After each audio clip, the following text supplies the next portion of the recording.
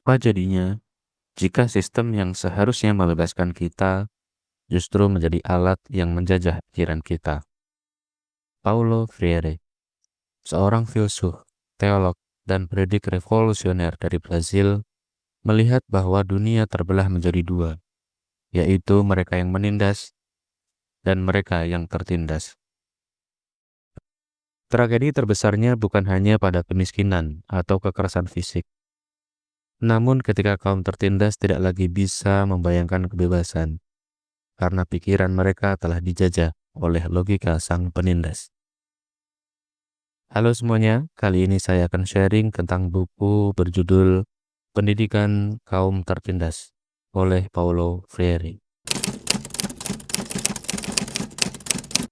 Konsep paling terkenal dari Freire adalah kritik kerasnya terhadap apa yang ia sebut sebagai banking concept of education atau pendidikan gaya bank. Dalam konsep ini, pendidikan dianggap sebagai aktivitas menabung. Guru adalah penabung yang memiliki semua pengetahuan, sementara murid adalah celengan kosong yang hanya bertugas menerima hafalan dan menyimpan. Murid tidak diajak untuk berpikir, melainkan hanya untuk menjadi wadah. Semakin pasif seorang murid, semakin berhasil pendidikan itu di mata sistem. Mengapa? Karena orang yang hanya terbiasa menerima tanpa bertanya adalah warga negara yang sempurna untuk dipatuhi oleh rezim penindas. Di sini, pendidikan bukan alat pembebasan, melainkan alat domestikasi, yaitu menjinakkan manusia agar patuh pada status quo. Freire memaparkan sebuah fenomena psikologis, yakni internalisasi logika penindas, di mana kaum tertindas cenderung mengadopsi nilai-nilai penguasa hingga pada tahap mengaguminya. Melalui stigmatisasi sistematis yang melabeli mereka sebagai subjek yang inferior, malas, dan tidak kompeten, kaum tertindas akhirnya menginternalisasi persepsi negatif tersebut sebagai kebenaran identitas mereka. Inilah yang disebut Freire sebagai self-depreciation, atau sifat yang suka merendahkan diri sendiri. Ibarat seperti seorang tawanan yang mulai mencintai rantainya, kaum tertindas tidak ingin menjadi bebas. Mereka justru ingin menjadi penindas baru. Mengapa? Karena dalam pandangan mereka, menjadi manusia berarti menjadi penindas. Untuk memutus lingkaran ini, Freire menegaskan bahwa kaum tertindas harus menemukan kembali martabat mereka. Mereka harus menyadari bahwa mereka bukan objek sejarah, melainkan subjek yang bisa mengubah dunia. Lalu, apa solusinya? Freire menawarkan problem house education atau pendidikan hadap masalah.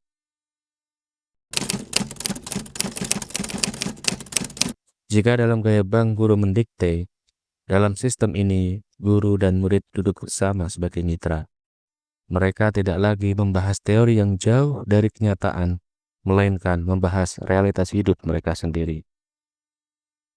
Istilah tepatnya di sini adalah dialog.